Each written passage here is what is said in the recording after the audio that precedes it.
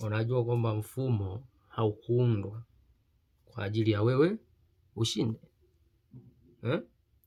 Hebu imagine ulienda shule ukafunzwa kukariri mambo ambayo hautokuja kuyatumia maishani.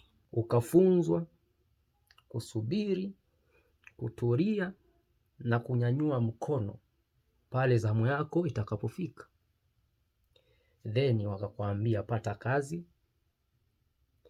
fanya kazi kwa masaa 9 au masaa 45 kwa wiki, kisha unachokipata nusu yake toa kama kodi.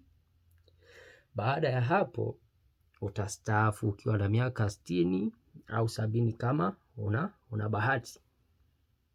Sasa hayo sio maisha. Huo ni mfumo. Huo ni mfumo na ulipangwa na watu wengi wameshindwa kuhoji kwa sababu wamechoka kuishi ndani ya mfumo huo. Sasa unawezaje kujikwamua kwenye huo mfumo? Wewe kama kijana unawezaje kujikwamua kwenye huo mfumo? Kitu pekee ambacho kinaweza kukomboa kwenye mfumo ni uhuru. Uhuru peke yake. Kwa sababu uhuru haujai kuombwa, ila uhuru unapambaniwa. Na ukipata uhuru tayari ushapata umiliki.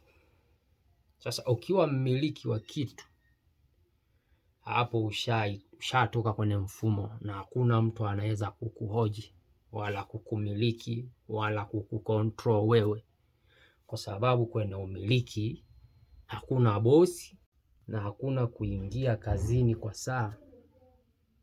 Uhuru pekee ndo utakutoa na kwenye umiliki. Ukiwa na chako bwana, hautahitaji kumnyenyekea mtu wala kumuita bosi.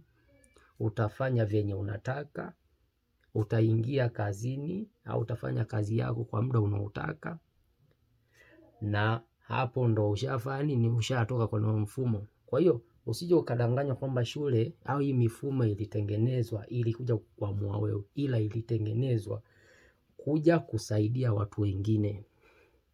Thank you for your attention on this matter.